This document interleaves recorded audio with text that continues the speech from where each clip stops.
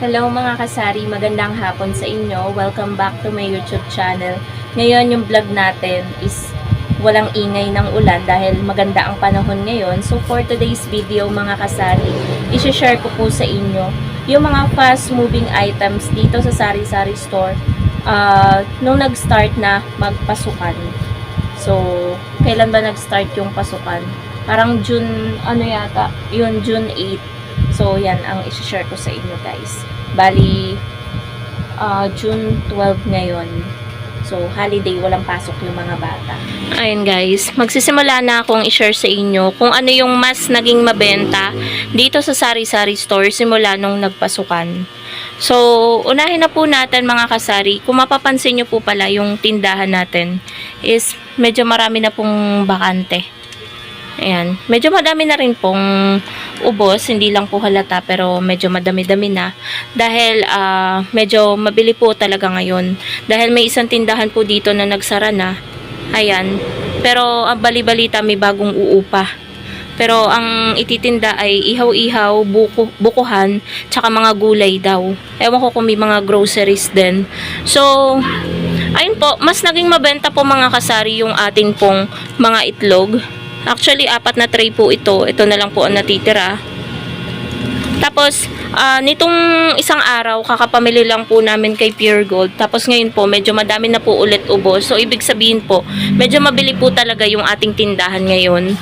And then, sa biskwit po, lagi ko pong minemaintain na dapat hindi ubos na ubos yung biskwit natin dahil mabili po talaga yan kapag pasukan. Meron lang pong bibili mga kasari, wait lang. So, meron lang pong bumili ng sigarilyo, isang stick. So, dapat po, lagi po tayong may stock ng biskwit kasi sobrang mabili po talaga yan.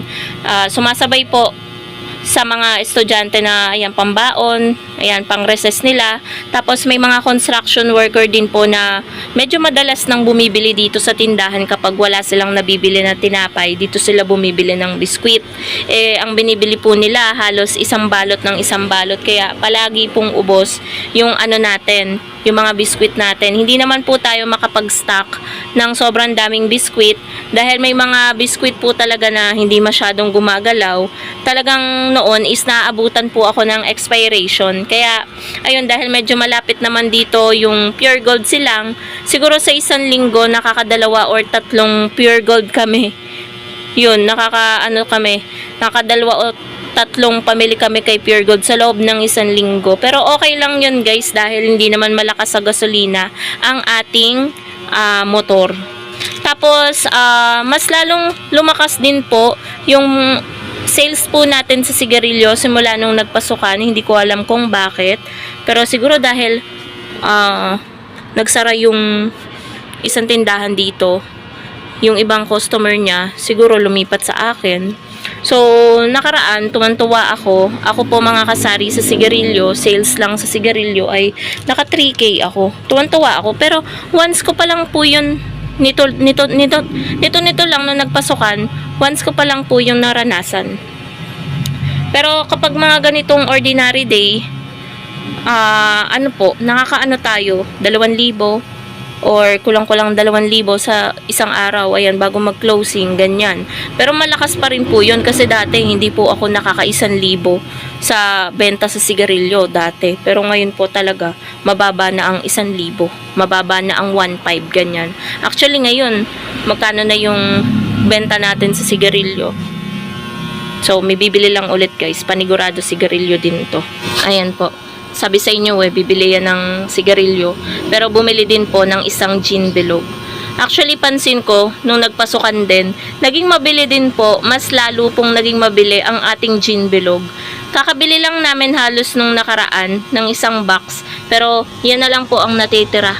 4 na bote na lang ng gin bilog. So, siguro bukas, baka yakagin ko si partner mga kasari sa Dali. Bibili ulit kami ng isang box. And then yung 4 natin, iisa na lang din. Iisa na. Mabili ang ngayon, ang alak din kasi nito nga lang medyo tumila ng hapon Actually, halos araw-araw na ngang umuulan. Parang tag-ulan na nga. Ewan ko kung na-declare na tag-ulan pero madalas na pong umulan. So, mas naging mabili din po mga kasari ngayon ng mga panlaba Siguro dahil may school na, yung mga uniform ng bata, kapag pag uwi nila galing school, nilalabhan agad. Ganon. Kaya mabili po ang powder, mga Downy, Surf fabric conditioner, pati po yung mga Sunrocks po natin. And dahil pasukan na po, mas naging mabili din po mga kasari yung ating hotdog. Yan po, hotdog tocino. Yan po yung mga number 1 frozen goods na naging mabili po sa atin.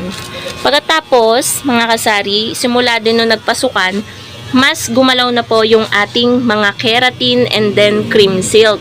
Marami na pong naliligo kasi pasukan na. So, actually, nagtaka nga ako nung nakaraan hindi gumagalaw yung Vita Keratin natin na black.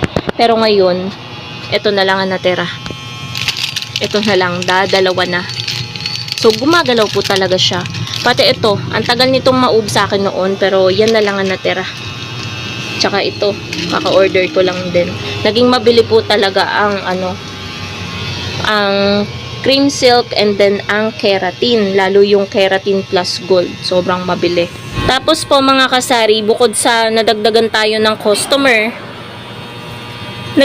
mas naging mabili po dahil may mga ilang construction worker po na tuwing umaga, bumibili po dito ng kape, ganyan. Kopiko Blanca po ang pinakamabili ngayon na klase ng kape dito, kaya lagi pong ubos ang ating Kopiko Blanca.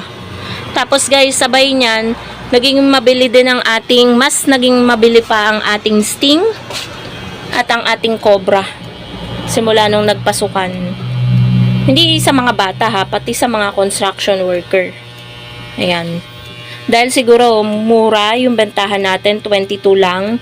Unlike sa ibang store na 25 yung bentahan ng Cobra at Sting. Tapos guys, mas naging mabili din po ang paninda po nating yelo. Dahil bukod sa malaki na, sobrang matigas pa ng yelo, hindi tayo nagtitinda ng medyo may tubig-tubig pa. Talagang buong buo yung binebenta natin na mga yelo. So yan po mga kasari yung mga fast moving items na mas naging mabili sa ating tindahan. So, eto idadagdag ko pa mga condiments. Yan o, kala nyo, daming laman. Tingnan nyo naman sa likod. 'Di ba? Halos kakapamili lang natin ng isang araw, ubos na naman yung mga condiments. Tas sa delata, tuna talaga, tsaka luncheon meat, meatloaf at Argentina ang pinakamabili. Ang sardinas hindi masyado ngayon. So, yan po mga kasari. Dagdag ko na rin, ayan, pahabol natin ng mantika. Naging mabili din po siya simula nung nagpasukan. Dati, nung walang pasok, hanggang dun yan eh. Tapos hanggang dito. Ngayon, yan na lang oh, yung mantika natin. Mas madalas may bumili ngayon ng bote-bote na mantika. Tsaka kalahati. So, yun lang guys, ang ating vlog for today. Update sa Sari-Sari Store at sa mga mabebentang items dito sa tindahan. Yun lang guys.